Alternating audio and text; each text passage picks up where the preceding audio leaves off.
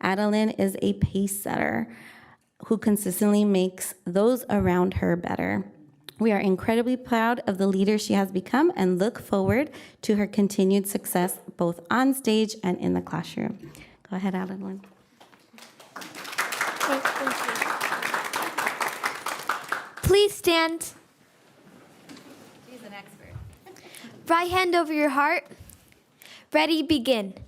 I pledge allegiance to the flag of the United States of America and to the republic for which it stands, one nation, under God, indivisible, with liberty and justice for all. Please be seated.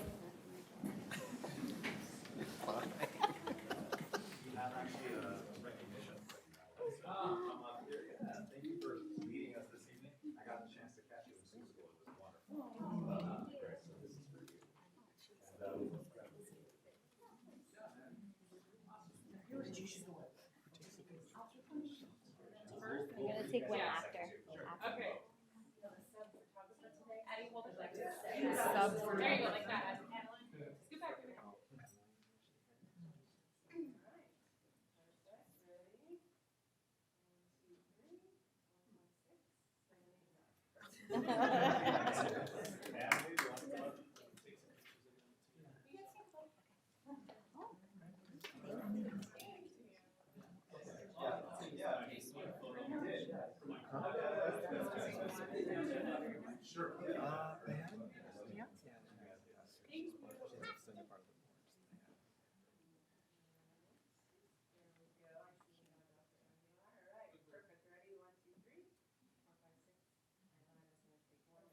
Okay, one more time. Here we go.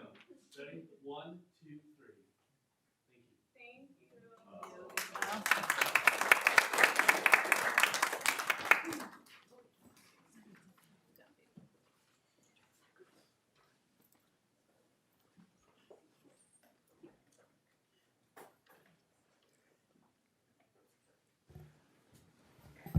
All right, I'd like to bring up Oliver Medina.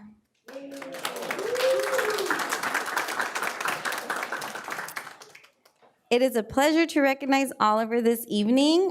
He truly represents the superstar student through his academic drive, creative talent, and school spirit. He created this shirt. It's the 6th grade shirt that they're wearing this evening, and it was voted on, and it's the one that won. He's a Gold Honor Roll and Incentive Award recipient who pushes himself beyond the standard curriculum. He's reading at a 9th grade level and maintaining perfect 5s average in math. Oliver is a sharp student who finishes his work with such efficiency that he often takes off on extra challenges and assignments and projects to keep his momentum going. His contributions to our campus are as diverse as they are impressive. I just spoke about he is a gifted artist, and he is a dedicated mentor in Ms. Kuahara's kindergarten class. We are also proud to celebrate his latest achievement, earning a spot on the school basketball team, who will hopefully win the school championship next month at the March Madness tournament.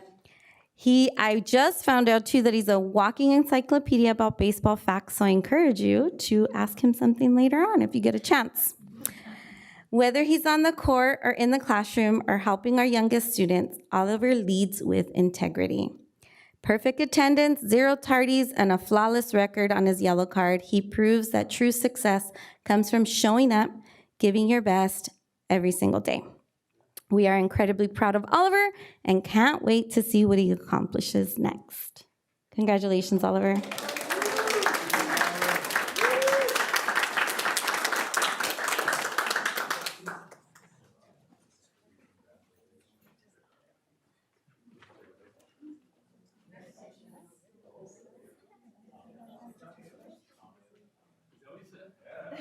Hey, you guys.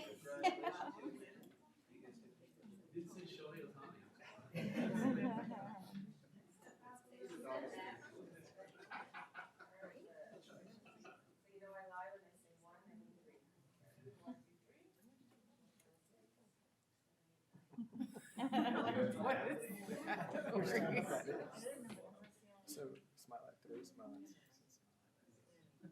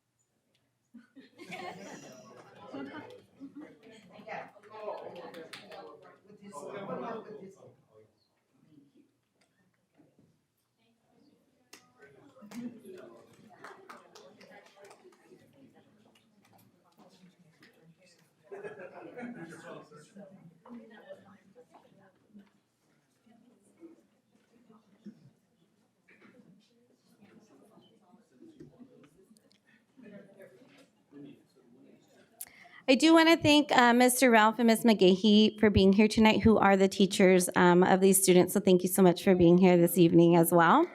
Thank you for everything. I'd like to introduce our partner in education. It's Anthony Avila from Horace Mann. We are proud to highlight our partnership with Horace Mann, a company that has long stood as a pillar of support for the education community. Founded by educators for educators, Horace Mann shares our deep commitment to the success and well-being of every student on our campus. This year, their partnership has been instrumental in our push for improved student attendance. Understanding that showing up is the first step towards academic excellence, Horace Mann has generously stepped up to provide incentives and resources that celebrate our students' consistency and reliability. This year it's donuts, so the kids are really enjoying that. Their support allows us to recognize the hard work and our families and students, turning the goal of perfect and improved attendance into a celebrated campus-wide achievement. We are grateful for Horace Mann's belief in our mission and their tangible investment in our students' futures. Through their collaboration, they help us ensure that every child is present, engaged, and ready to learn. And the sugar helps. Thank you very much. Thank you so much. Thank you.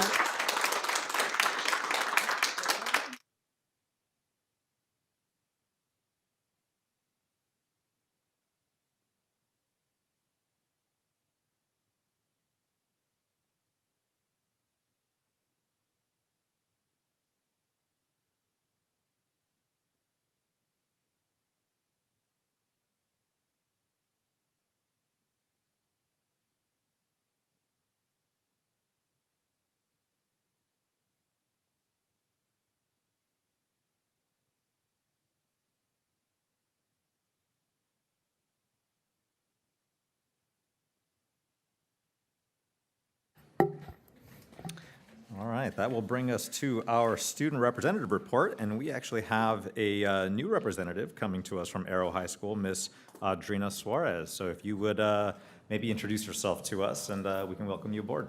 Hello, everybody. This is my first meeting, so here's a little bit about me. My name is Audrina Suarez. I am a senior at Arrow High School. I am a transfer student from Glendora Unified School District, and I'm as well as a current member of our student leadership on campus. I help plan school-wide activities and events and basically voice for Arrow's student body. As well as on the side, I babysit, I deliver for Uber Eats, all that, and as well as do my family and friends' hair. And after graduation, I plan on going to Mount Sac College for running my own daycare someday, so I'm really excited for that, and mainly focusing on child development right now. So thank you for having me at the first meeting. Excellent. Thank you so much for being here. If you'd like to go ahead and give your reports this evening. So for Cedar Grove, the Levo Visual and Media Arts, we are pleased to announce the successful implementation of our new site-based art program in partnership with Alevo. This program provides all students with 30-minute specialized lessons in visual and media arts beyond the technical skill acquisition and creative production. The Alevo curriculum is intentionally designed for integrate social emotional learning, providing students with essential tools for self-expression and emotional regulation within the industrial day. Strategic community engagement. Our commitment to fostering a robust school culture has been evidenced by our recent series of family engagement nights. By hosting targeted events focused on literacy, mathematics, and community building, we have provided a platform for families to engage with staff and curriculum in an informal collaborative setting. These events serve a dual purpose for both reinforcement academic standards through play and strengthening the partnership between home and school that is vital to our schools for our student success. For Arrow High School, our resource center at Arrow is real necessity that the student body didn't know that we needed. The center is stocked with clothes, food, baby items, hygiene products, shoes, and toys. The Resource Center is doing really well at supplying needed items to students and their family. It is becoming a popular place where all students hang out. The adjacent Wellness Center is a favorite spot on campus. For lunchtime, we have designed to encourage students to attend school consistently and to build on school community are in place. Recently, students who are presented at school have been receiving a hot dog, circus-themed lunch, esquites, and taco plates. Students are motivated by delicious food. ASB has also hosted lunchtime workshops, including Valentine's love notes, gingerbread house making, and Halloween student contests or costume contest. Our students who received green report cards at Tier 1 attendance, as well as students who improved 10% in both areas at the end of first semester, received a movie reward. An all-you-can-eat nacho stand and candy bars were included. Our school likes to regularly reward achieving students as well as ASB planned events like this. Our art showcase, the second annual Sunflower Showcase planning has started. The theme is Color Our World. Every student will have at least one piece in the showcase. Their showcase will be on display during open house on Thursday, March 26th. Classes are working on their projects now. As for Charter Oak High School, earlier this month, the 8th graders at Royal Oak Middle had the opportunity to attend Charter Oak High School. They learned about different academic pathways, performing arts, and ASB. Students were able to interact with high schoolers within these programs and learn about academics while taste testing dishes from culinary department. The annual Remembrance Walk was hosted where many students and members of the Charter Oak community came to walk in support of those who have been lost. The academic rally was hosted. IB hosted their annual recruitment night for sophomores and freshmen to get a good look on how the program was designed. Wrestling member Zoe Lopez has qualified for CIF Southern Section Masters. Congratulations to her and all of the hard work and dedication to the program. Choir hosts their Carnegie Hall preview night to showcase their music being performed in New York. The City of Hope Blood Drive will be hosted on 25th, open to Charter Oak students and staff members. Dance is hosting their annual show from the 26th to the 28th. Make sure to also show support for all of their hard work. Thank you. Great, thank you very much for your reports, Audrina. And at this time, we have any guests and honorees that may have dinner plans, perhaps. You're more than welcome to continue and join us with our meeting. Or if you would like to take your leave, you're welcome to do that as well. Mm-hmm.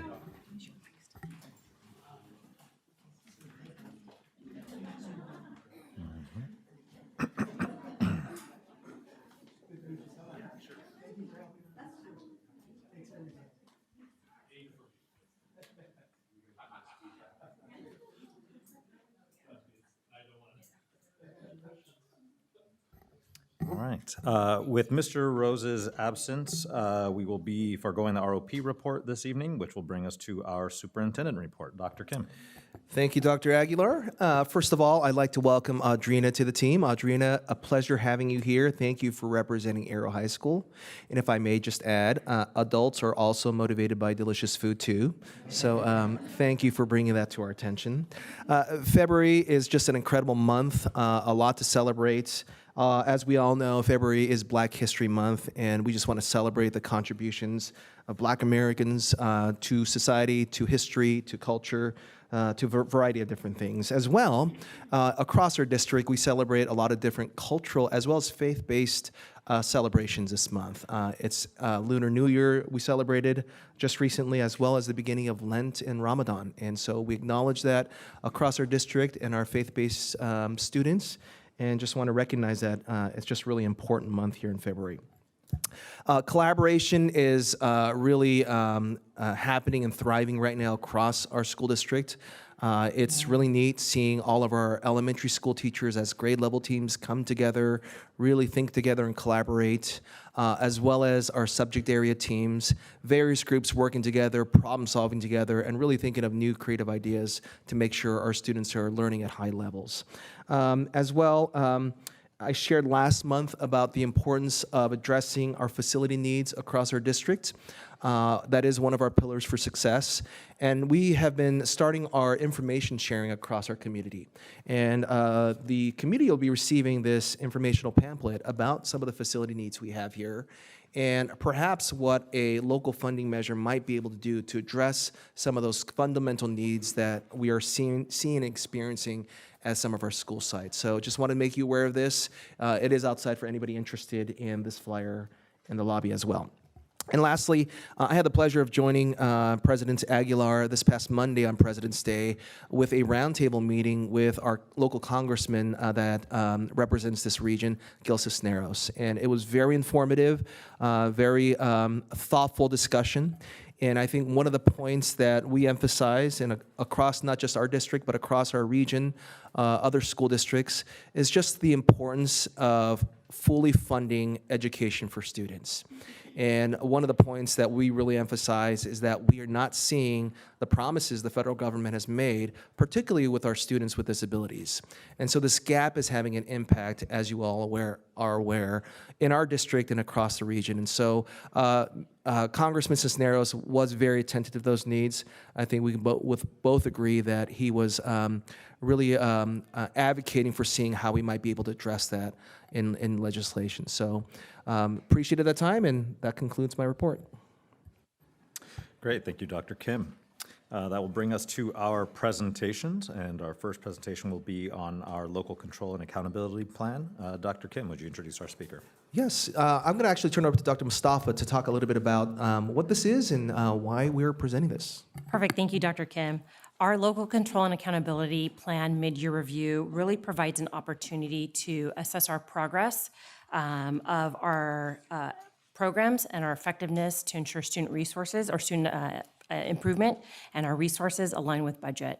I'm going to bring up or call up Dr. Ivan Iro, Director of Adult Ed and CTE, as well as Mrs. Camille Strykula, Coordinator of Curriculum, Instruction, and Innovation, to go ahead and lead us through this presentation. Good evening, Board President Dr. Aguilar, members of the board, Dr. Kim, and Executive Cabinet. Tonight, we are here to present the mid-year review of our district's progress aligned to our LCAP goals and strategic priorities. This update reflects our ongoing commitment to student success, fiscal responsibility, and continuous improvement as we plan for the remainder of the school year. The purpose of the LCAP mid-year review is to assess progress towards the goals outlined in the local control and accountability plan. It allows districts to evaluate the effectiveness of implemented strategies, make necessary adjustments, and ensure resources are being used to support student success. Tonight, we will review the goals, budgets, and expenditures, and all the metrics of all 4 of our LCAP goals.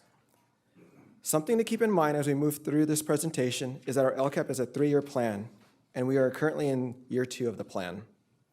As this table reflects, the metrics we will be sharing with you is 24-25 data from the California dashboard, as well as internal data. The metrics are being compared to data from the previous year, the 23-24, so we're always 1 year behind. All expenditure information shown are from expenses which occurred between July 1st through December 31st, 2025.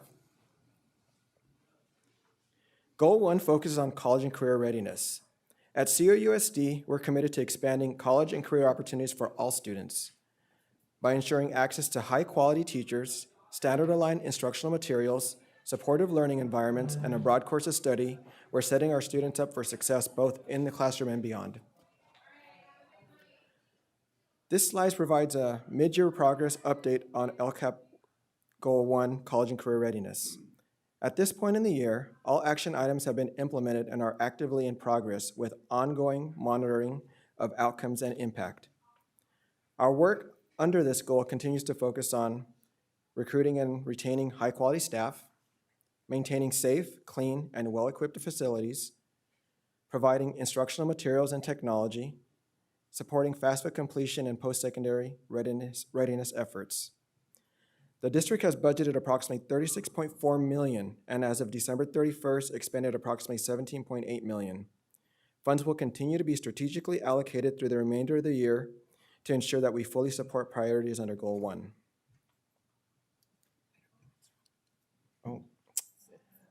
I'm not sure why you can't see it all, but hopefully you can see everything in yours, so we apologize for that. Do you want to pause and have me log on to it live? I don't know, or just go with it, because you have the printout. I can log into my Canva. Would you like Put us it to up pause live. just so everyone else can see it? Because Yeah. I don't know.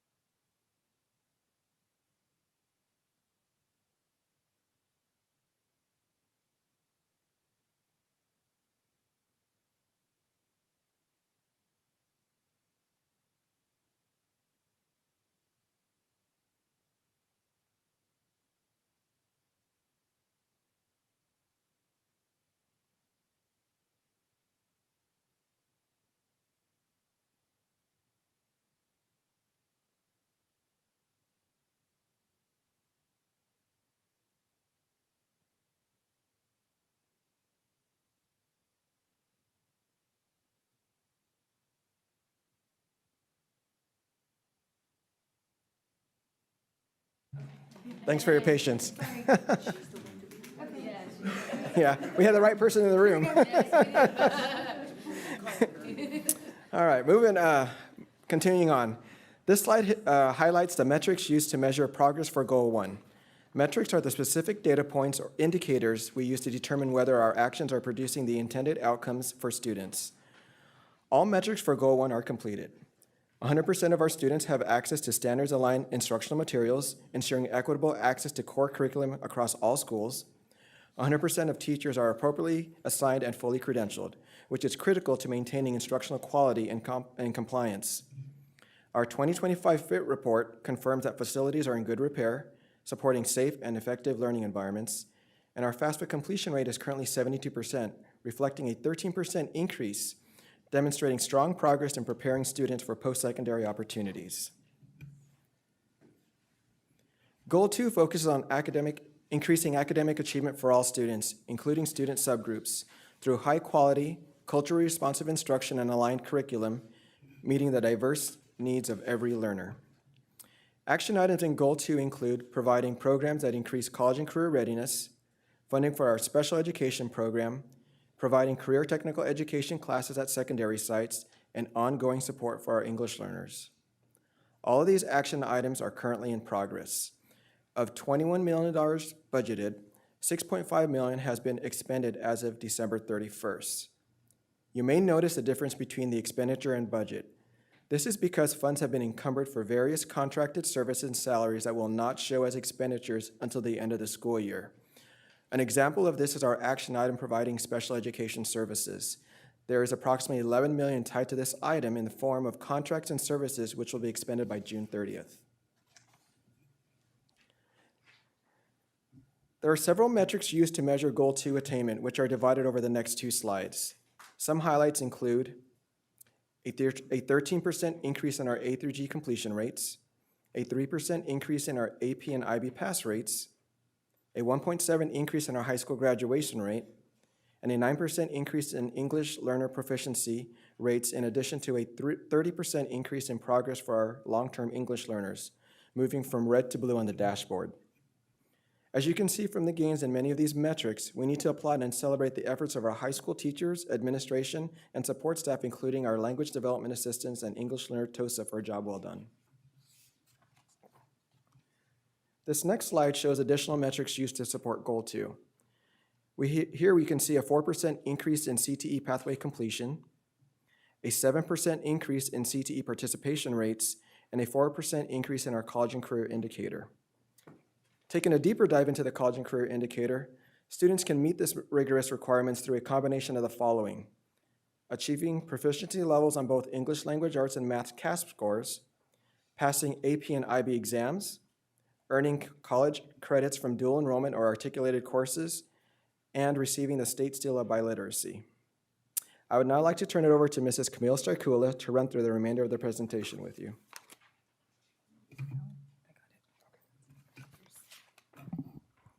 Thank you, Dr. Iro. Okay, let's continue on to Goal 3, which is basically supporting positive school climates at all of our school sites. This includes supporting the social, emotional, and physical needs of our students and their families. This goal also focuses on addressing the safety needs at all campuses. Actions in Goal 3 include outreach services, mental health services, SEL curriculum, extracurricular programs, and visual and performing arts, as well as athletics for all students. All of these action items are currently in progress, and of the $4.3 million in funding attached to these items, $1.3 million has been expended as of December 31st. Expenditures planned in this category for the remainder of the school year include funding to support art and music purchases, including updated audio-visual equipment, performance needs, supplies, instruments, and contracted services, which you just heard about prior to our presentation, providing standards-based art instruction at all sites. Next slide. As you can see from this slide, most of our metrics tied to Goal 3 are considered completed, with the exception of our district surveys, which are in progress since these surveys are not given till later in the spring. Highlights in these metrics include a decrease in suspension rates and also chronic absenteeism, a decrease in high school dropout rate, and maintaining a 93% attendance rate district-wide.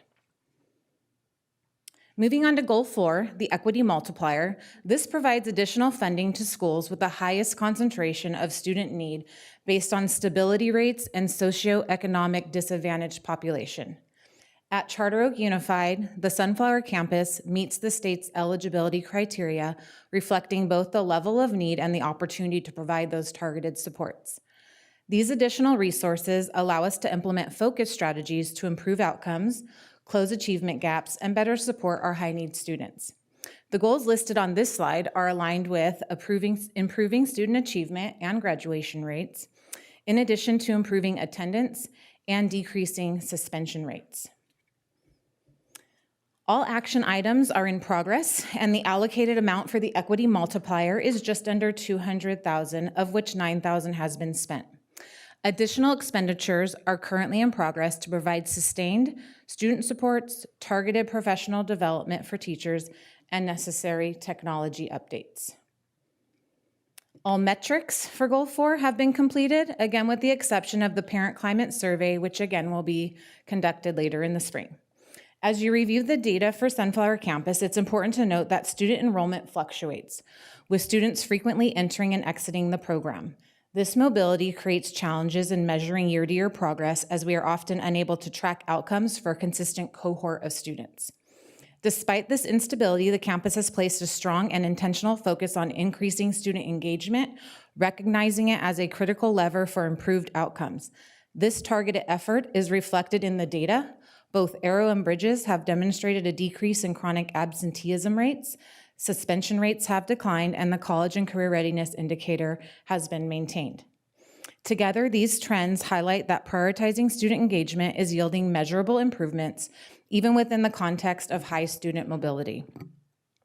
There's also been an emphasis on academic growth with the recent implementation of individualized learning plans for every student, using diagnostic assessments to measure each student's specific academic levels and needs.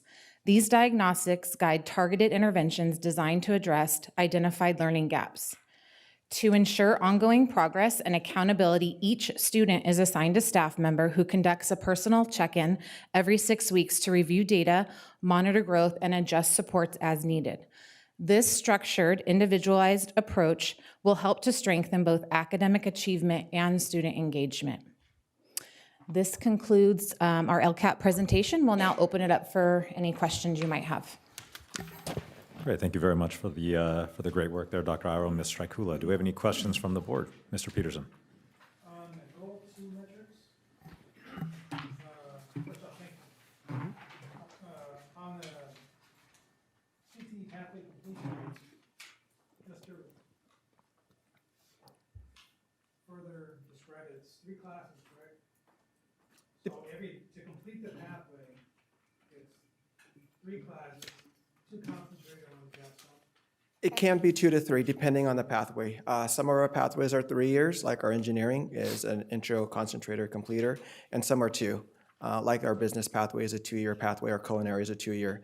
And in those cases, it's just concentrator and completer. But you're correct, in order to be a completer, you need to successfully pass both courses and pass a capstone with a C or better to be counted. How many of those are articulated with the local code? Actually, I believe, if I'm not mistaken, now with all of our pathways, everything with the exception of our graphic arts is articulated. So that means that in each pathway, we at least have 1 or more courses that are either articulated where they earn college credit, or are dual enrolled, which is our sports medicine program, so that they're like, basically a Mount SAC student at the same time and earning college credit automatically without having to take a final exam. Ms. McGuire. Thank you for this presentation. And I just wanted to bring up, I remember having a really tough conversation last time when I said I felt like we can push ourselves a little more when it came to FAFSA completion and A through G completion. And sounds like I was right, because you did it. And 72% is remarkable, 13% increase is remarkable, and our students, they really step up when we kind of challenge them, right? And our teachers have done an excellent job in ensuring that we're able to get our kids there. So I just want to say good job and congratulations to everyone involved. I'm very proud of our staff and our students for being able to push themselves to make this goal. And it works really well because the CSU system, the Cal State system, is now, you all know, doing some automatic enrollments for next year. If the students meet these requirements, they will be accepted automatically into a Cal State campus. So this is really setting them up for success, being able to hit those A through G, and also completing their FAFSAs will help really set them up for success. So good job, everyone. Yeah, I echo that. There's a lot of great improvements in metrics across the board, which is fantastic. I had a question on our graduation rates at our Sunflower campus, Arrow High School, Bridges. I know in the past, I think we've also seen decreases there as well. A metric that's not indicated here, so what I want to ask about is, does this also capture students that are moving from either Arrow or Bridges, either back into Charter Oak or elsewhere? Are those considered or included within these metrics? They should be counted at one or either school. So when we look at dropout rates, it's the number of students that don't graduate from any of our programs. That's how they identify them. Okay. And so that when you look at that percentage, it's based on, even if they transfer over, they should still count for one or the other. Okay. But yeah, it's the ones that don't complete any program altogether that will count as a So it's a true graduation rate, And that percentage their is. mobility of the students coming and going is greater than 25%. So Mhm. that's a Yeah. piece of it. Yeah, but we do our best, and it's part of a CalPADS data in the end when they record the graduation rates at either one school or the other. And then we're looking at percentages here, but to kind of put things a little bit in perspective, what kind of total numbers are we typically looking at in terms of seniors, for example, at Arrow High School, seniors in the Bridges program? like how many seniors are in the Total Bridges students, yeah. program? That I honestly don't have the question in front of me, although we do have the expert in the room who's here who may have a better idea. But we could get that for you, unless Lisa, you happen to know off the top of your head in 1 year. we had, was the 50 graduating between Arrow, Oak Knoll, and Bridges? Okay. I don't have the separation. Okay. Oh, we So don't have the fif- separation with So Oak Knoll. 15 between all three sites. 15 between all 3 sites, between right? Oak Knoll So obviously and- less No, than. 50, 50. Oh, 50, 50. Between all 50. 3 sites. Thank you. Yes. Yeah. If you want a breakdown, we could definitely provide that for you. Right, so less than 50 if we're looking at only 2 of the sites. Yes. And I think at the high school, probably roughly around 300. I'm going to look at Joey, about 300 graduating class, roughly around that number. Yeah. Okay, right.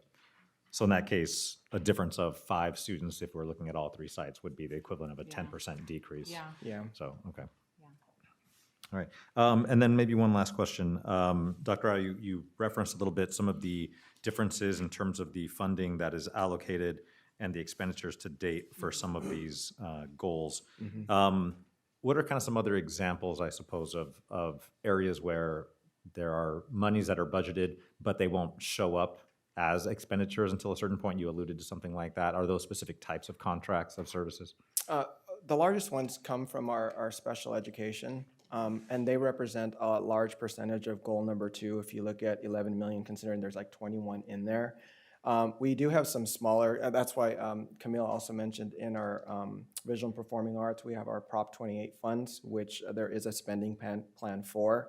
Some of the other ones, I'd have to get back to you in regards to specifics. I'm trying to think based on those goals. I So know then the one of- structure of those contracts is such that if a contract is entered into, right, which obviously we are receiving certain services through these contracts, so then it's dependent upon when that's kind of billed for essentially, or Correct, when they are correct. requesting those funds, and then that will show up, of course, at that point. as That an is expenditure. correct, yeah. There's been more expended up to this current date we're on right now. Right. So remember what we're only showing is Up up to till December. December 2025. Yeah. So there's been extra or other expenditures Right. still. Okay, great. Any additional questions, Mr. Peterson? Yeah, this is a 3-year plan, Correct, we're in year 2. and that means we're not done yet, right? No, Yeah. no. So One more year. we anticipate continued progress. We definitely That's do. the idea, That's the yes. idea and the hope. That's the goal of it Yes, all, yeah. that is the overall goal.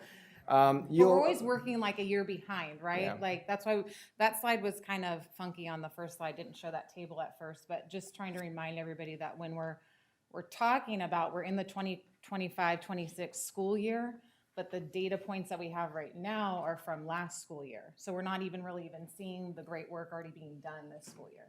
yeah, which we'll report on next year. Yeah. So, Great, thank you very much. That will bring us to our next presentation, our audit report for fiscal year ending June 30th, 2025. Dr. Kim. All right, I'm going to turn it over to Ms. Branford to introduce our guest and our required annual presentation of our audit report. Thank you, Dr. Kim. Good evening, Board. I am pleased to introduce Monique Manzo.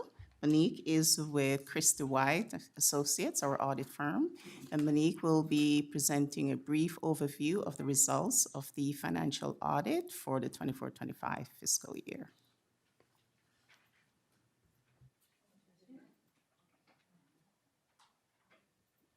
Right, goes to. okay, perfect. If you want to slide this over, so that more room.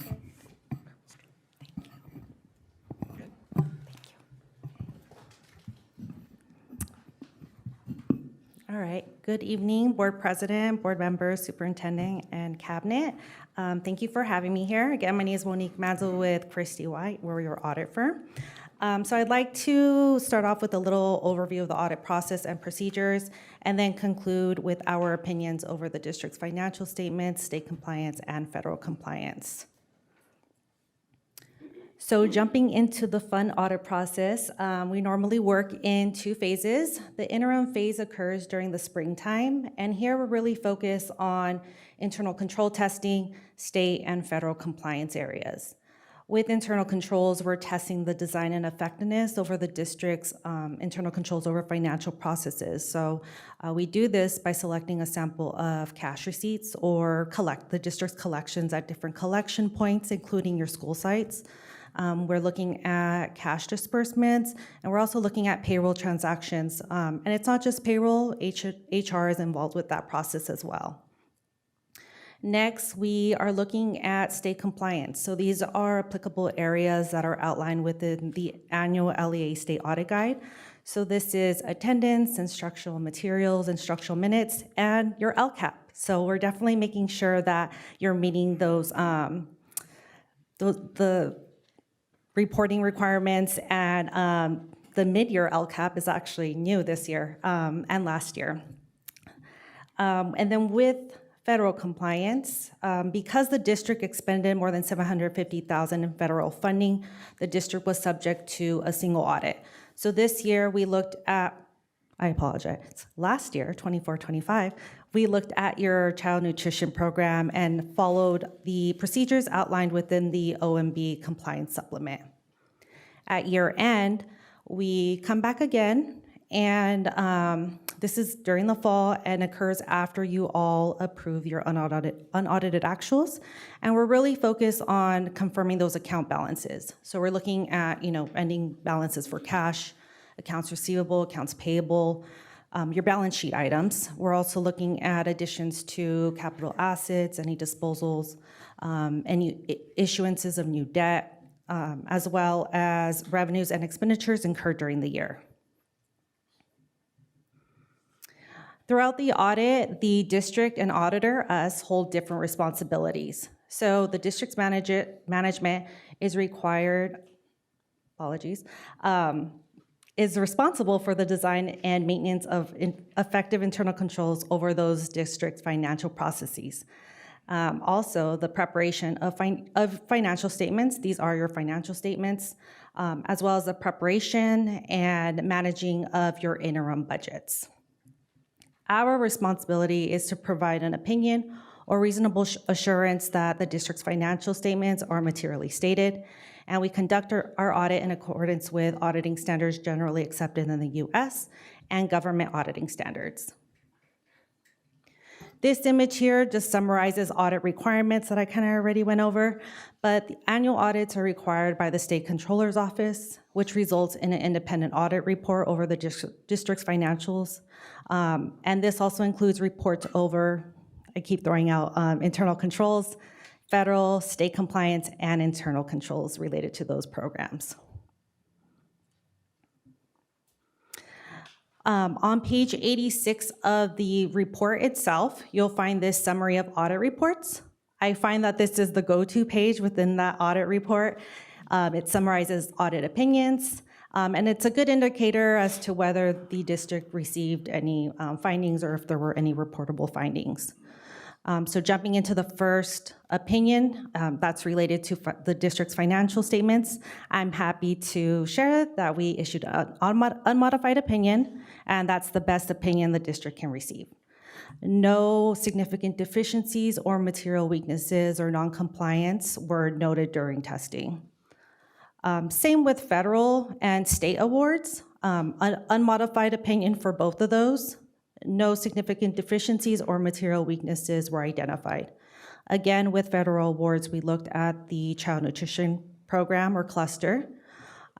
With state awards, we did report one finding. So jumping into that finding, you'll see that it was related to the school accountability report cards. So we are required to confirm different information reported within the SARC, including facility conditions. So what we found here during testing, we select a sample of school sites, we look at the SARC, and we compare facility conditions reported in the SARC to the most recently prepared facility inspection tool, otherwise known as the FIT tool. What we found here is that there was a discrepancy noted for the interior category within that facility condition part of the SARC. So the FIT reported a fair rating, whereas the SARC reported good. So that really came down to it being a clerical error when reconciling the two documents and misreporting there. There is no question cost associated with this finding. It's more compliance, was it met or not?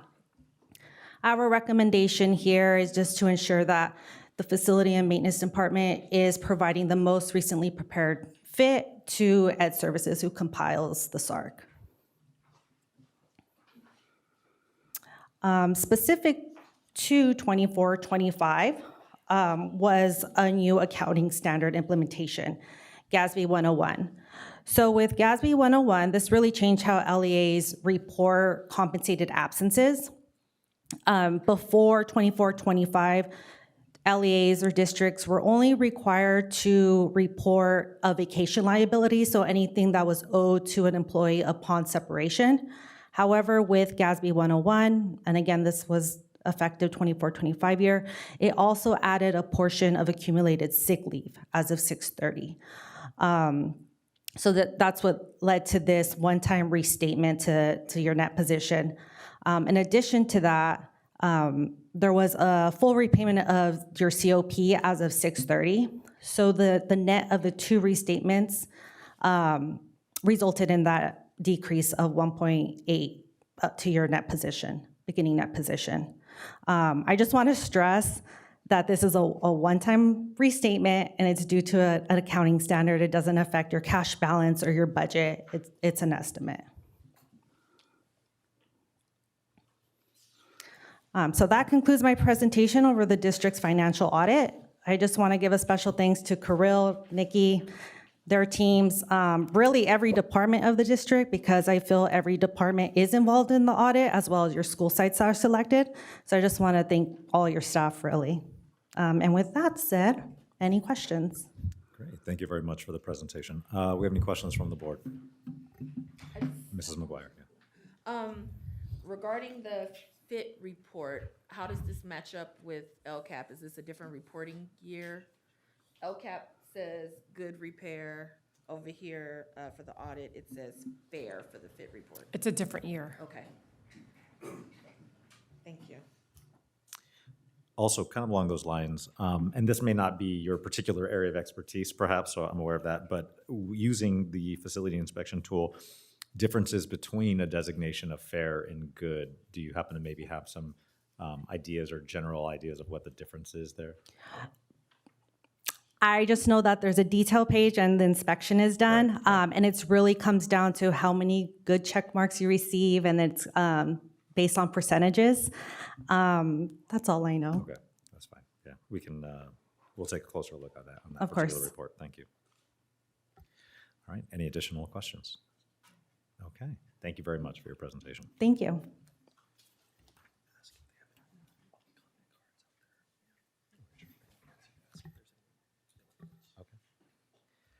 All right, let's see here. At this time, that brings us to our public comment section. Do we have any, besides individuals that have submitted cards, do we have any additional members of the public that would like to submit cards or make comment? No? Okay, so yeah, they can be directed in the back. Okay, great. All right, we will go ahead and begin our comments. Our first comment comes from Val Infante on the subject of budget cuts. As a general reminder, as you approach, feel free to approach. During this time, each speaker will have 3 minutes to speak, and the board themselves are not able to make comment during public comment time. So please, thank you. Good evening, everyone. My name is Val. I'm the parent of 2 children who attend Glen Oak Elementary. My daughter who's in 4th grade and my son who is in 1st grade, who is also on the spectrum. I also have had the privilege of attending all my school years here at Charter Oak USD. I'm here to voice my concern about the proposed budget cuts that directly impact our students. These cuts are not just numbers on a spreadsheet, they affect the safety, support, and success of our children. They affect how supported a child feels when they walk into a classroom each day. As parents, when we drop off our kids at school, we trust that they are safe. Campus safety personnel gives families that peace of mind. especially in the world that we live in today. That peace of mind allows us to focus on work, on life, knowing our children are protected. Intervention programs provide critical support for students who need extra help, including children like my son, so they can grow, succeed, and reach their full potential. For many families, that support is not optional, it is essential. Classroom aides are essential. They support teachers, they support students, and they make learning possible in ways that often go unseen but are deeply felt. They notice the small moments, the struggles, and the breakthroughs. I ask that you listen to the voices of families and educators who see this impact every day. Our children deserve the resources that allow them to thrive, not just succeed. They deserve classrooms where support is available when they need it, not reduced when budgets get bigger. Cutting these positions means cutting support where it matters most, closest to the children, closest to learning, and closest to their daily experiences. Please protect the people and programs that support our students every day. Thank you, Ms. Infante.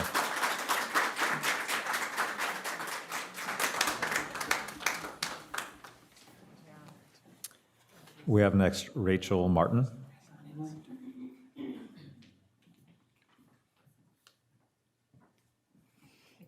Hello. Thank you for having the public comment, for having everyone able to come. I wish I had something as awesomely prepared as that, but I don't. I'm simply also referring to the budget cuts. I also read the email that came out in the newsletter earlier that talked about the budget cuts. And I guess it's more of an open question that when these difficult conversations for budget cuts do happen, are parents and families and community going to be involved in them?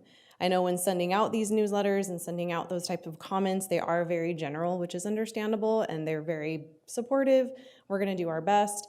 But how involved do the other educational partners get to be in those discussions to see what type of solutions we can have to ensure that our students are able to continue to receive the support and everything they need? I know how important our LCAP goals are. I know how important all of that is, but it is also difficult to continue to reach those goals and to continue to have our students learning when we're losing staff and when we have these budget cuts. So I hope in the future we are able to be a part of that conversation as well, so we can have more details than just we have support coming and we have a plan coming, because we do want to be a part of that conversation, see what we can do. It takes a village for our kids, even with the school. It takes a village. Thank you. Thank you, Ms. Martin.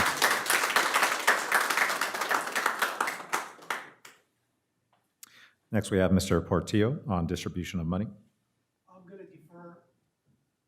Okay. I pass. Okay, thank you very much.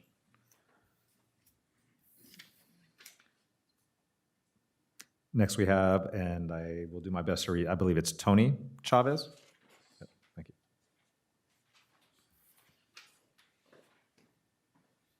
Thank you. I'm here really as a concerned parent. I am concerned about these budget cuts that are coming. I don't know much about them, how much is going to be cut.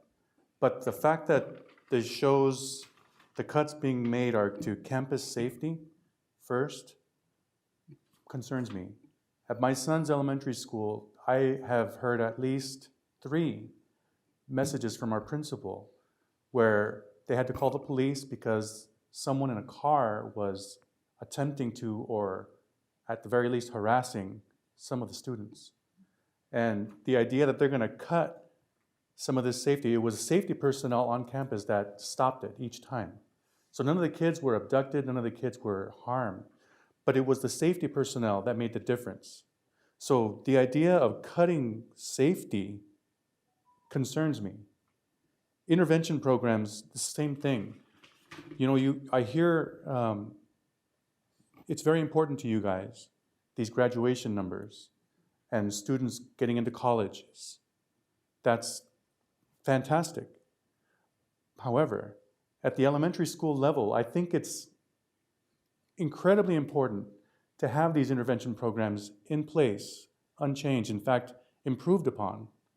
Because I think if you take those intervention programs, there's a lot of kids out there who have suffered a lot. I mean, for one, because of COVID. The shutdowns really affected them a lot. Having to go to school on the computer at home when you're in elementary school If you ask any of these parents, I'm sure they'll tell you that was, I know we had no choice, but that was kind of impossible. There was really very little you can do to get success out of that. These kids need the one-on-one, physical, in-person interaction, especially with the interventionist. There's a lot of kids who, for whatever the reason, learning disabilities, just lack of contact with, the education system, the way it is outside of the computer screen, they have difficulties. They're not on the same level as a lot of kids their age, and they need help. So intervention programs, I just can't imagine that they would be cutting or making any cuts to the intervention programs or safety, because they seem kind of related. Kids need to feel safe. And when you're going to school, you're going there to learn, not to worry about someone harassing me from the other side of the fence. Classroom aids, obviously that's important too. Teachers are dealing with large classroom sizes.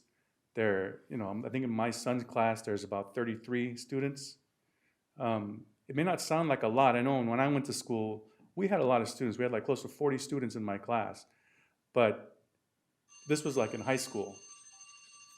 In elementary school, with their attention spans, for one teacher to deal with all those children, especially the ones who need help, it's difficult. So all of this I'm telling you because, again, I am a very concerned parent. And I really hope that, as a concerned parent, I don't want to find out later that while these cuts may have been pushed through, that the people in charge, whoever they may be, are still getting their bonuses and raises. That would bother me quite a bit. So I really hope that's not the case. And I really hope whoever it may be considers these changes and takes them very seriously. Thank you. Thank you, Mr. Chavez.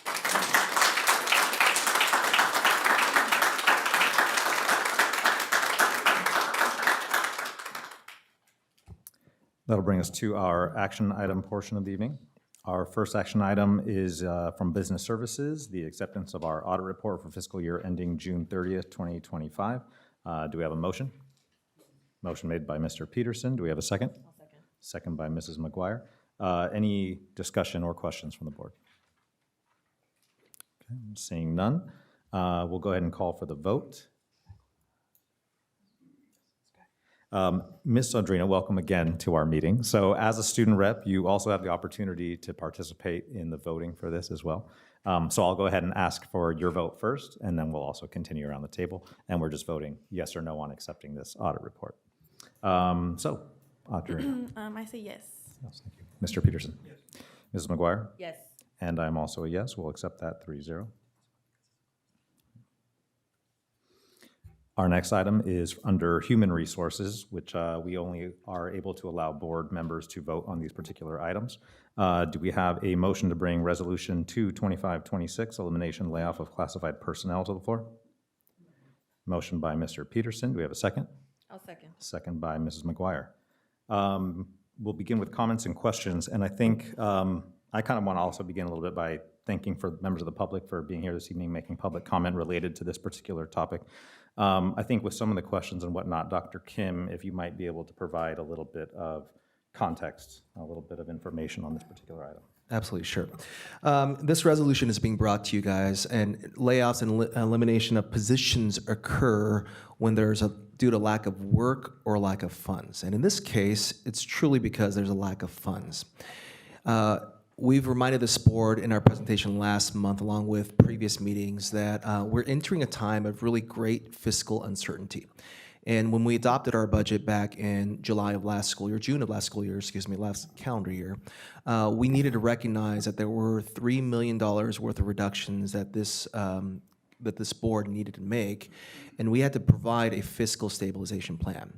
Now, what's really challenging is that the needs remain, yet the money doesn't. And how we were provided that money from the state and federal government was through tremendous amounts of one-time temporary funds. And that occurred in a series of the last 5 years.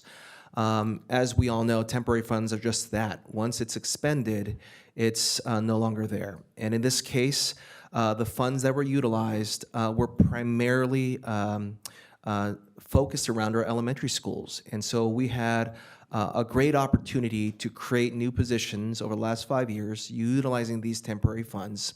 And they serviced incredible needs and did remarkable work around it. Unfortunately, those funds have since expired. And so also what's most unfortunate is that because we've allocated those needs, addressed those needs at the elementary school, unfortunately, the reductions are occurring there. And so what's not obviously going to be reflected on this resolution is what we've been able to maintain. And so taking feedback, and a really profound question that was asked from the audience was around feedback and how do we capture input. And so what we wanted to do is be fair and capture various stakeholder feedback, whether from our bargaining unit leadership, our school site principals, as well as a focus group of parents that we conducted last school year. And instead of asking them pick and choose positions, what we asked them is identifying the greatest needs. And what we've heard clearly across the last year or so is that of various needs, and we have a lot of needs across our district. The needs have not changed. But what really emerged was needs around addressing the social emotional, the mental health and wellness of our students, along with their behavior supports. And so what we've been able to work through and maintain are our elementary school counselors, which were also included and added during the time that we had these temporary funds. So again, it's unfortunate that we have to come to this position, but and you're absolutely right. I think needs don't just represent numbers, but the cost of not doing this is immense as well. And so that's certainly some of the background in terms of the work that occurred last year, 2 years. Thank you, Dr. Kim. Questions and comments from the board? Mr. Peterson.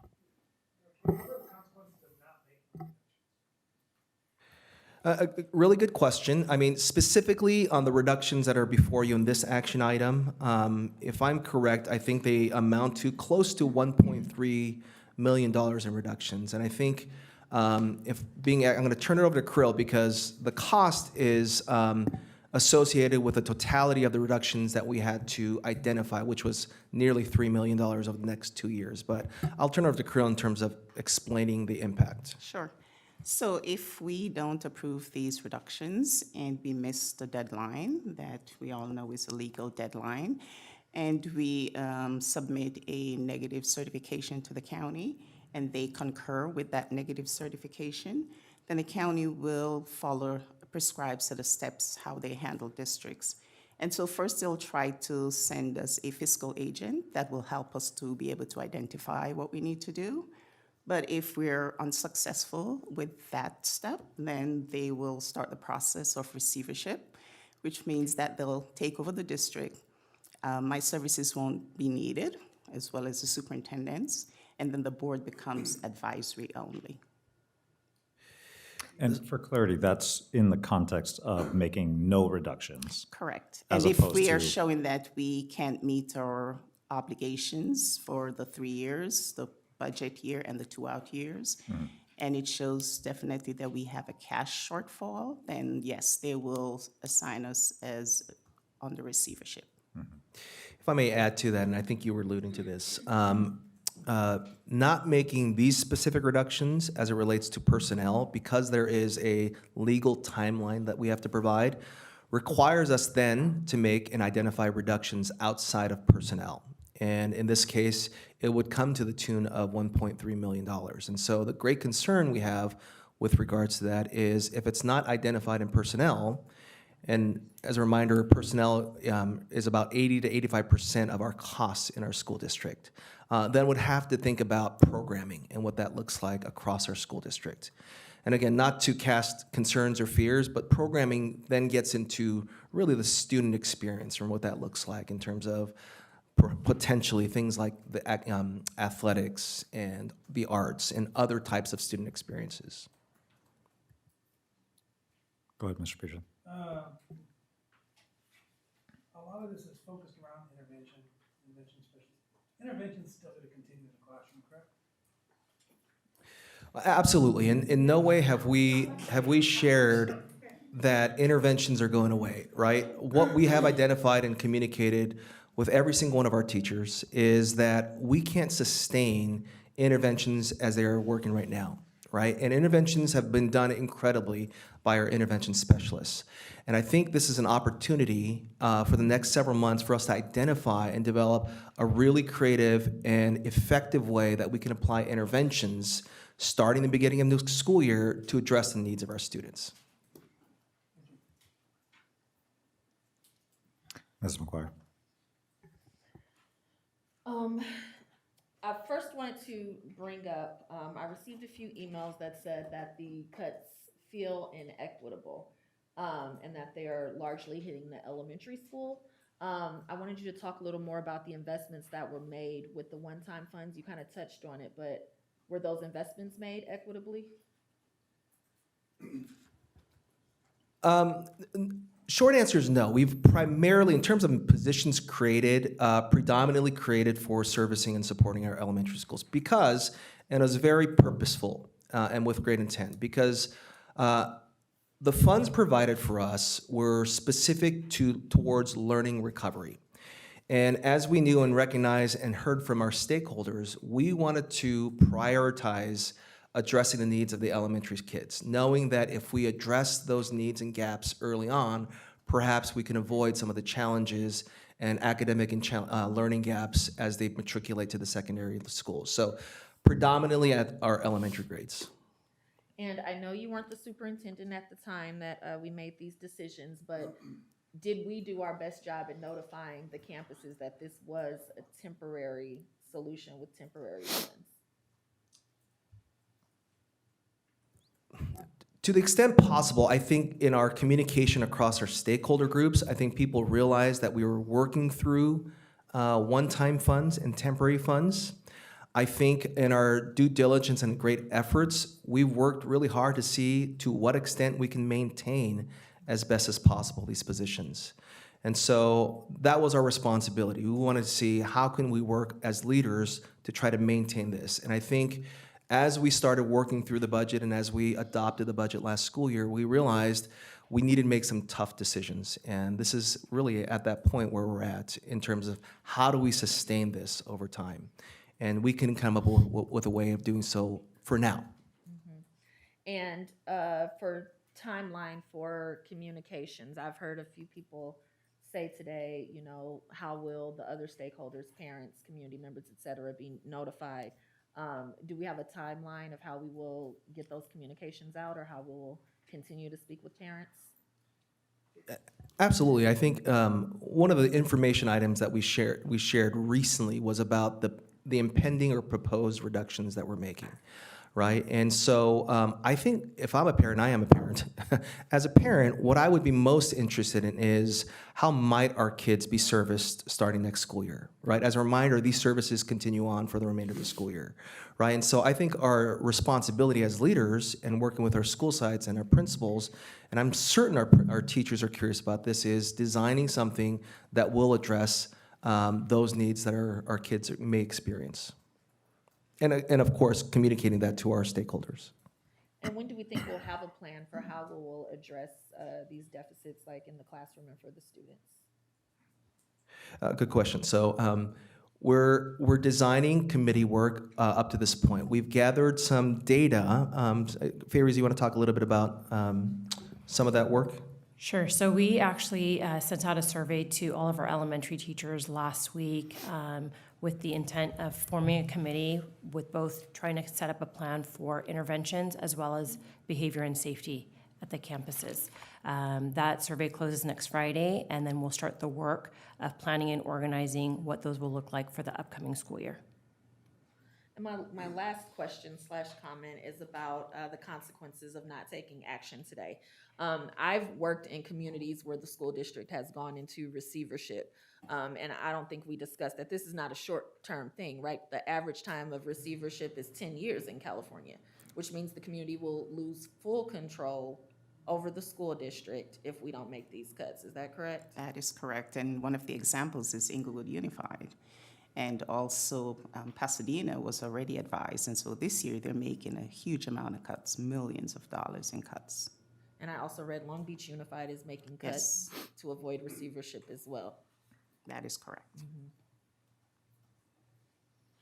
Okay, that's it.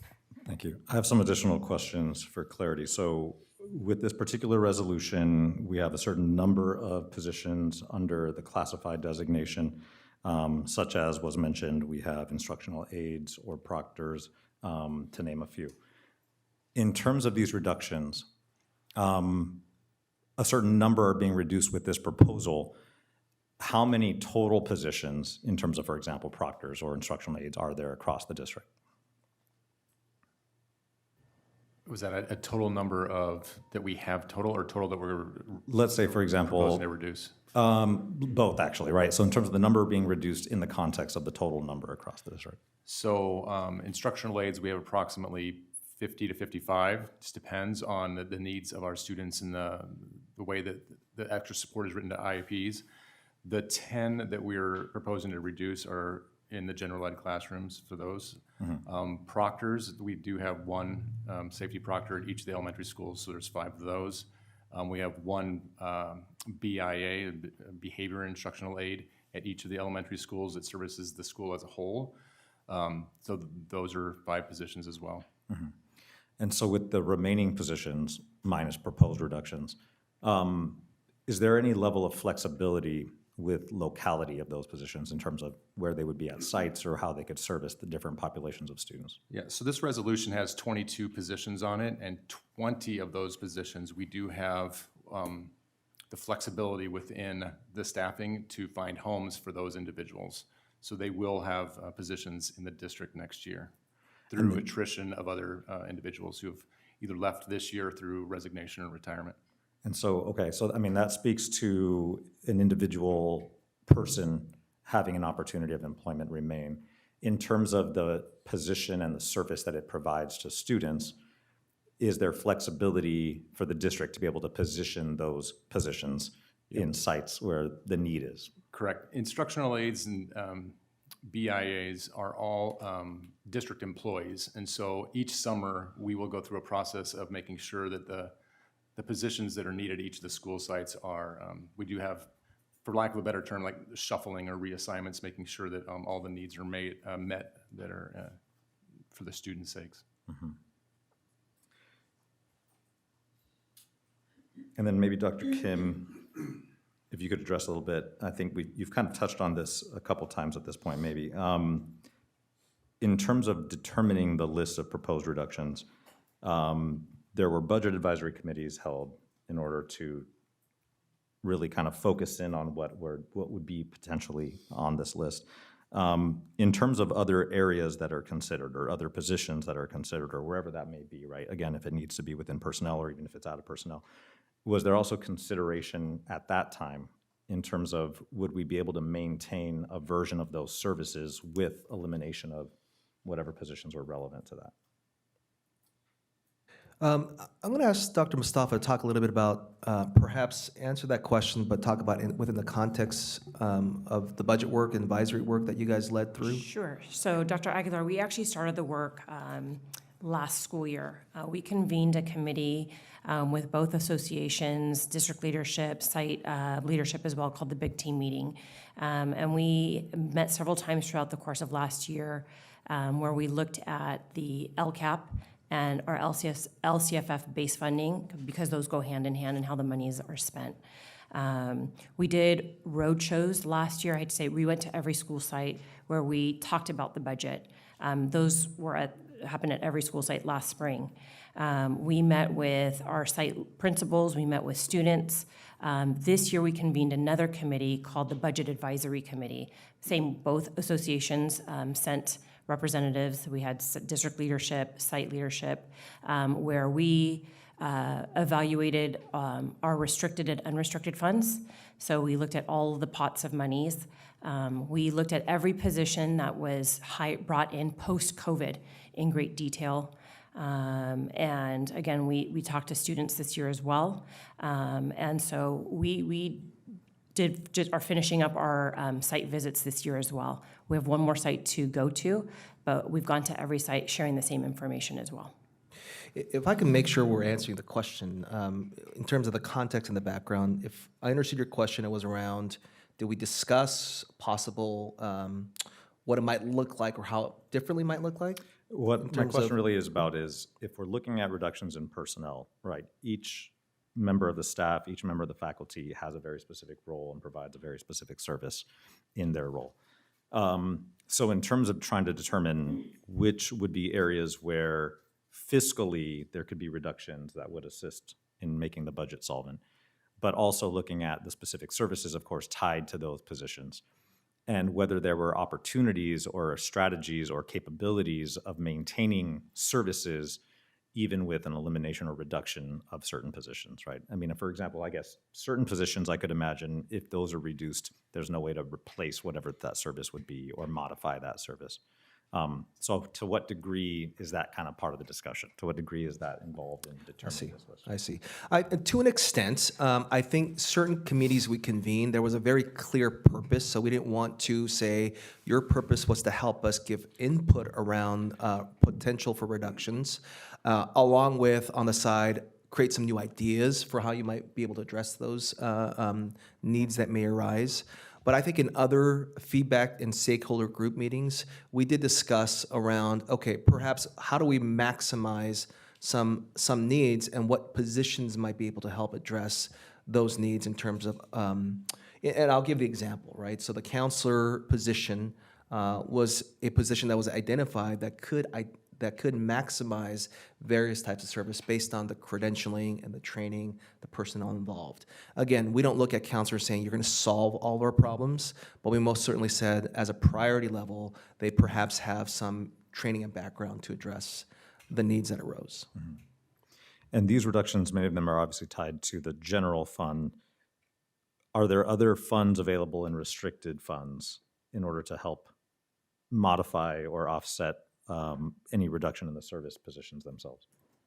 Absolutely, and that's part of our planning that we'd like to move forward with, is to maximize these restricted funds that are tied to specific purposes, right? And so when we think about restricted funds, we think about expanded learning opportunities, and how might those funds be utilized to bridge some of the services we provide during the school day, along with services that can be provided after school day. And there's a lot more flexibility utilizing those funds in addressing academic needs, perhaps, than behavioral and/or mental health needs.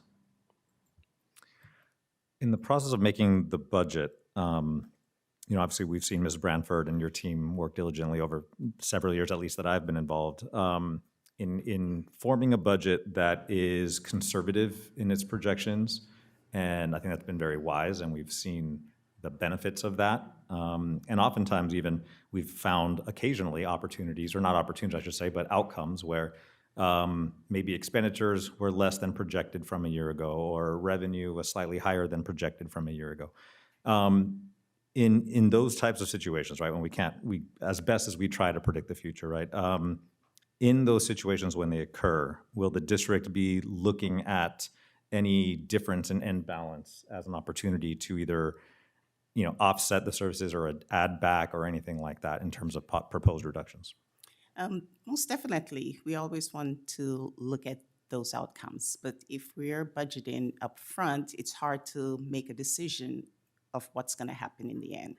Is the fallout going to be sufficient to cover the operations throughout the year? Mm-hmm. So it's kind of difficult to be operating now but thinking at the end that you'll be okay. Mm-hmm. And so you can't build that budget with more, hoping that something will fall out. And I think another thing that's really impacting districts is not just the loss of one-time funds, it's the declining ADA. And as much as we don't talk a lot about student attendance, that's really hurting districts right now. Because this year we're down over 100 students from last year, and that's truly hurting us. So we are losing funding every year as we decline. And so it's prudent for us to actually make reductions to match those losses in revenues. So that's a big piece of what's really hurting districts, because some districts already made reductions for those one-time funds, but they find they have to make more reductions because of the loss in ADA. Mm-hmm. And so if there are future changes in, for example, now unfortunately, we don't have control over the state budget, but if there were changes to the state budget when budget revisions come down from Sacramento, whether there be an increase in allocation per student ADA, whether there be increase in certain block grants are available, things like that. I mean, these are funds that obviously the district is going to want to be looking at in terms of how can we make sure we still continue to offer the same level of service or capture or return that. Correct, and that's a good question. But a lot of times we get more money, but it's one-time funds, and it's built into a block grant, meaning it's not in our base funding. And our base funding, which is our LCFF, pretty much covers most of our operations. And so even though the state is doing better and they say, oh, we're going to give you more money, it's given to us in a block grant. So it's not impacting our base funding, which is our per ADA funding. And so it's kind of difficult to have long-term expenditures, ongoing expenditures with those block grants. Again, it's one time. The state is just trying to make it up to us saying, hey, we owe you some money, but it's not in our ongoing funding. Thank you. Additional comments or questions?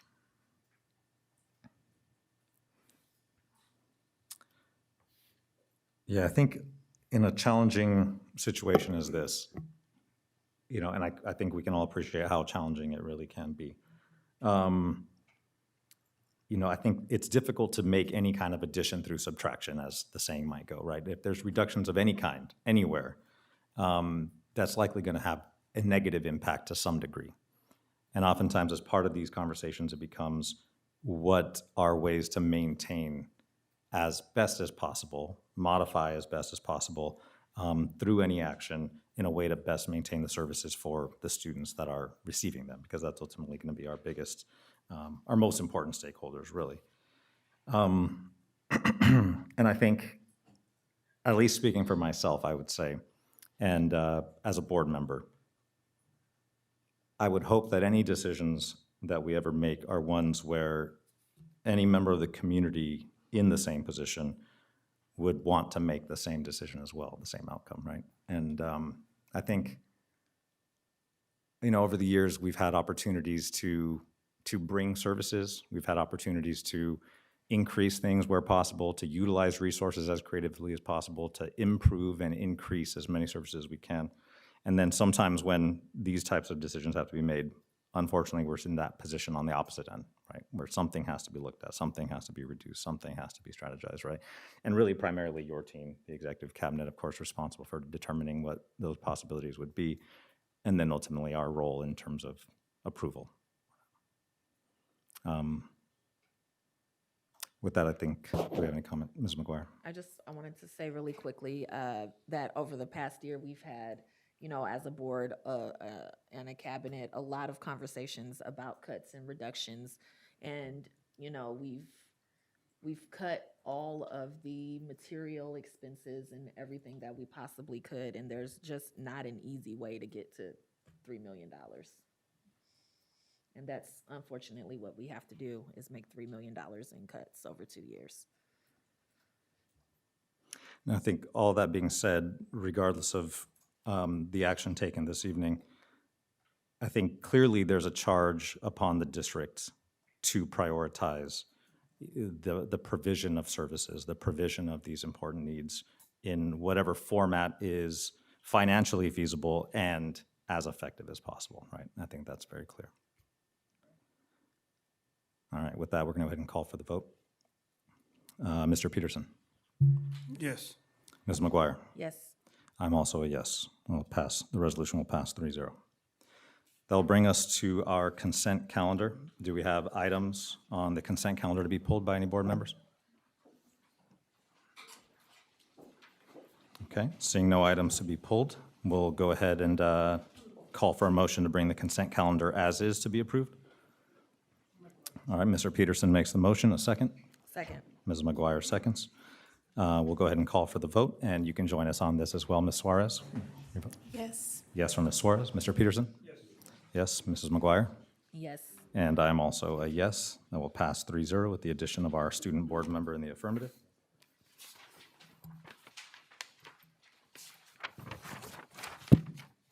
And with that, we are now at board comments. We'll go ahead and begin with Mr. Peterson.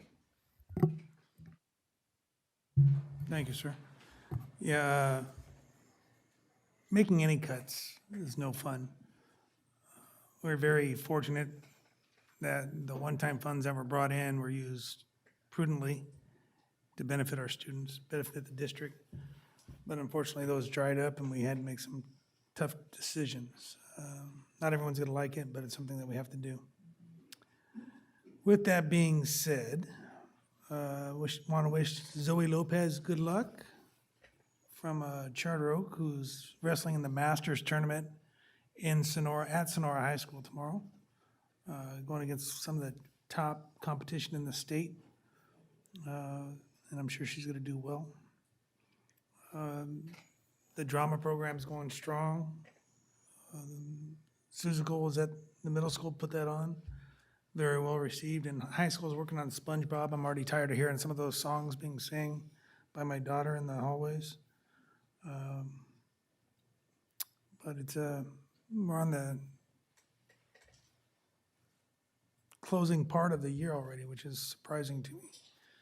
Already heading into the second semester, so we just need to keep moving forward. Thanks for all the work, everybody. Mrs. McGuire. Yeah, so when you run for office to be a school board trustee, these are the moments where leadership steps up, but it's not the moments that you actually run for, right? We run for the good times. We run for the times when budgets are great, where we can celebrate our students and our teachers. But these times also come along with that, right? Part of leadership and what I think the community has entrusted us with is the ability to protect our school district as much as we can. And like I said, I've worked in communities where school districts have been in receivership, and it's not nice, and it's very difficult to get out of. And the community loses complete control of the district and the type of education that their students receive. So while these decisions are tough, they are necessary in order for us to maintain the Charter Oak community that we have and the education that we provide our students. So I did want to say that, right? I think our students deserve the very best. And sometimes to get to better times, we have to go through some tough times. And I think that's where we are. We've been talking about this for a long time. We knew the funds were one-time funds. We knew that they were going to end. And we're just at that moment right now. And that's really unfortunate. I also wanted to congratulate Zoe. She is truly the definition of a girl power. She is a champion. We hear about her year after year. I see her on social media. I'm very proud of her.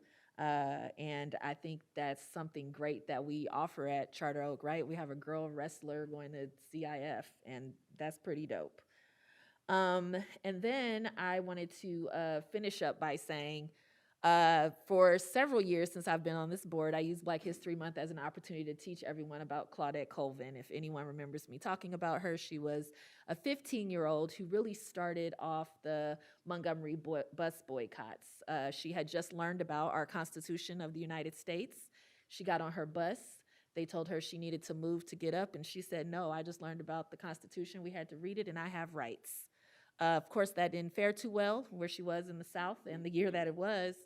And so as a sassy teenager, she got kicked off the bus, but that launched the movement where we all learned about Rosa Parks doing the same thing a few months later. But it was inspired by a young person, a teenager, Claudette Colvin, who passed away in January. But I wanted to make sure that, as I do every year, I make sure I call her name out because she is a person in Black history that we rarely get to learn about in school because she was a sassy teenager.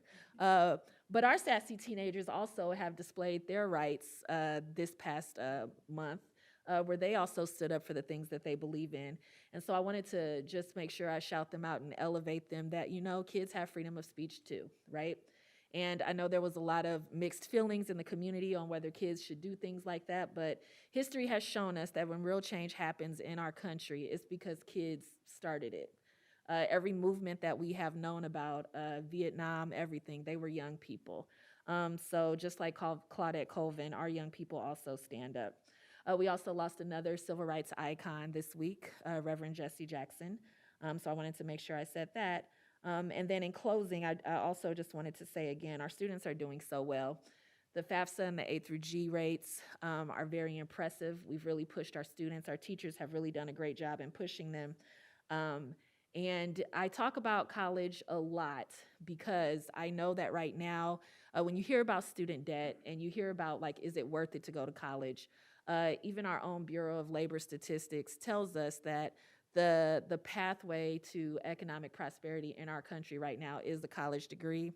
Over a lifetime of earnings, a person with a bachelor's degree will make at least $1 million more than a person without a bachelor's degree, and that's just data and that's just facts. So if we can prepare our students to at least have that on the table, they don't have to go immediately after high school, but if they meet those requirements when they graduate, we can set them up for their best course of success. And I think that as a district, that's something that we should all be able to get behind. I think that's it. Yeah, I think this was a sucky decision we had to make today, and I don't feel happy about it, but I know we needed to do it. Thank you. Thank you, Mrs. McGuire. I'll briefly begin by, again, acknowledging some of the great work our students have been doing. I got a chance to catch Susical. It was awesome. We saw Adeline earlier today honored. That was great. She did a great part in that. I don't remember the name of the character, but she was one of the little Who's, right? And that was awesome. Looking forward to SpongeBob. I am not tired of hearing the songs because I haven't heard a single song from SpongeBob ever in my life. Well, the cartoon, yes, because I grew up at that time, but not the musical. So I'm looking forward to SpongeBob the musical. Choir had their showcase this evening, as Ms. Suarez mentioned today. And so I know obviously we didn't get a chance to see that, but I know they will be performing many of those pieces in New York. So hopefully we can all get some plane tickets over to New York, if you're able. And then congratulating some of our sports teams. I know basketball, men's basketball had a great season, women's basketball as well. Made it into CAF.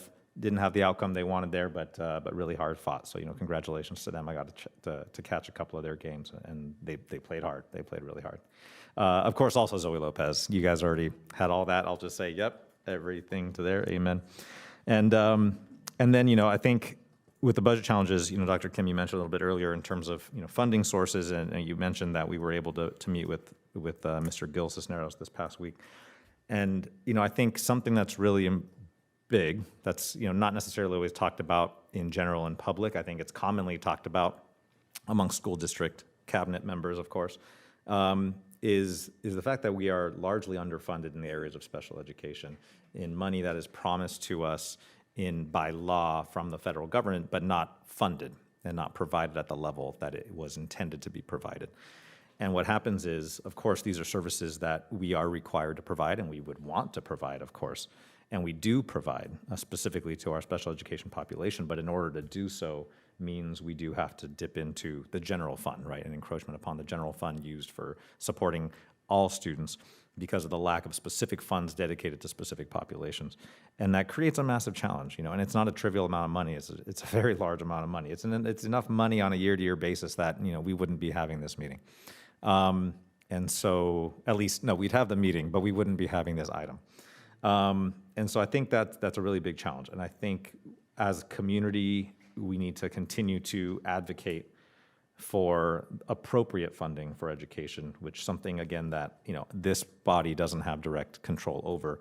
We get to be a part of deciding how funds are utilized, but the funds themselves are going to be determined at the state level, at the federal level. And I think a lot of that advocacy is extremely important. I know it's important to me. I'm glad we had the opportunity to meet with our representative, Gil Cisneros, as part of that advocacy, and it doesn't stop there. It continues beyond that, speaking to more representatives as best we can and really trying to make the motion that, as tough as it is to get there, and we talk about struggles of various kinds, but it's important to do the work and hopefully see the benefits of that at some point down the road, no matter how far it might be. With that, we're going to go ahead and adjourn our meeting this evening. We don't require any closed session, and our future meeting will be on March 12th, 2026. Thank you.